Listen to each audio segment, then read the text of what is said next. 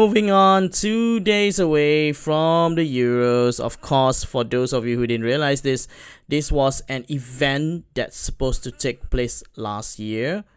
But because of the complication, it's been moved on to this year. What I want to see, when we talk about the European Championship, we talk about Marco van Basten's volley. We talk about the last minute David Trezeguet volley against Italy, England's Portugal match, the one that Rooney got sent off, stamping on Ricardo Carvalho, with Cristiano Ronaldo kind of like influencing the ref and the wink caught on camera. I guess what I'm trying to say, I want to see some football, yes, but I also want to see some drama. Like the last Euro wasn't really that great, to be honest, but the football was great, of course. I'm not denying that, but it's just that I'm not a fan of the system that the two third best placed team qualifies as well. I don't like it, but it is what it is. Maybe it's a chance for minor teams to play in this competition a little later than that, But going back to the Euros, I want to see drama. I want to see VAR decisions and club teammates going against one another, like Pogba and Harry Maguire, for example, if England meet France, going against one another, something like that. I want to see surprises. Hungary, Turkey, Poland, Now, I know a lot of people are going to hate me for this. There has been a lot of talk about France ready to clean sweep the title.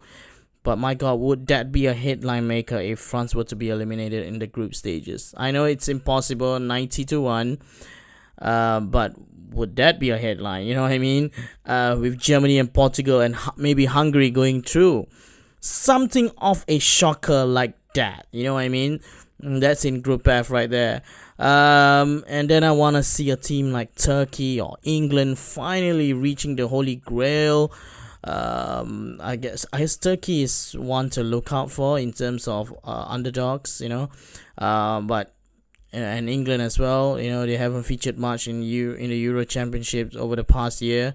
England to me is an interesting team. There's been a lot of talk about their selection and Southgate not being fit for the job. I mean, you can't deny Southgate. He reached the World Cup semi-finals, for God's sake. I guess the only negativity in this was the media, the hype surrounds England. Over the years, there's always been like that. The England national team always have the most medias to talk about, and then when it comes to the competition, they boom, and they flop. I mean, so as other teams like France, and I can foresee England reaching far in this competition.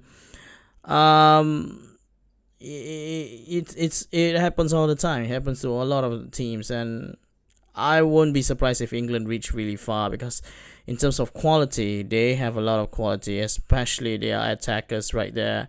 The best player of the competition, I would like to see someone fresh, like, I don't know, Burak Yilmaz, maybe Jack Grealish, Phil Foden, Lewandowski, Barella, someone like that. Best player to win the best player. And if it were up to me, I would like to see Robert Lewandowski proving doctors that he is not just a Bundesliga guy or a Bayern Munich only type player. If Poland didn't win it, but Lewandowski finished top scorer, I would say Kante or Messi, whoever is the favorites tag to win the Ballon d'Or this year, would be in jeopardy, because that itself could be a national heritage story to be told 20 to 30 years from now. So the best player, I would like it to be Lewandowski. I would like to see Pogba showing Manchester United what a player he can be. The flop, looking at the friendlies, I would say is the Netherlands or Portugal. Portugal, of course, the holders, but it's something is not there with the Portugal side. I guess mainly because the group they are in, but they won the competition in 2016 while finishing third. But tell you what though, don't underestimate Portugal. Cristiano Ronaldo. These are the games and events that he cherished, where he's not the favorites, and then boom, he will pretend that he's making a first appearance in the tournament looking to make a name for himself. That's what Cristiano Ronaldo is. That's what he can offer to the table. But they have to be careful as well. Portugal, they look stronger this time around, especially with the players surrounding the team. The Netherlands too. I mean, Frank de Boer looks like a clueless coach. He's still playing 5 at the back, which I don't know why. He's playing 5-3-2 flat. It's sad news that they don't have Van Dijk, but come on, their players roster is stacked. If you look at it, Dumfries, Depay, De Ligt, Frankie De Jong, Wijnaldum, these are players that can change games, and to see the Dutch play like that, it's really embarrassing. And it's something that I don't like to see when teams are, like the 2010 Inter Milan squad.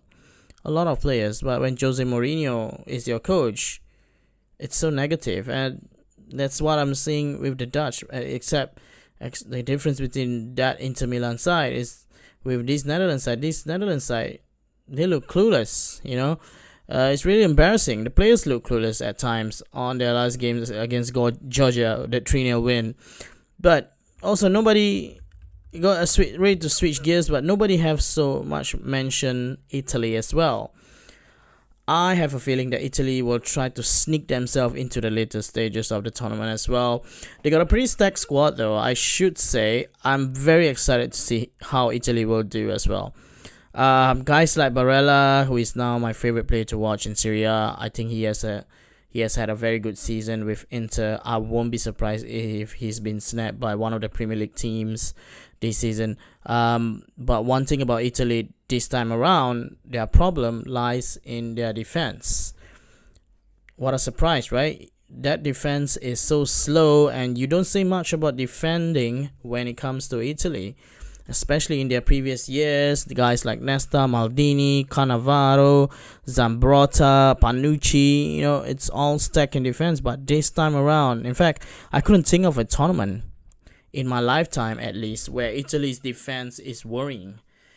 Chiellini and Bonucci, Acerbi, these are guys that have experience, but for some reason their defense, when they play for Italy, they generate their club form into this. Their defense looks super sloppy, and for example, a goal kick, they let the ball bounce once, and it's head to head in some of the elite teams in this competition. They will get outrun by guys from Portugal or even Netherlands with Memphis Depay, But going forward, they are great. Don't forget Enrico Chiesa's son, Federico Chiesa, as well.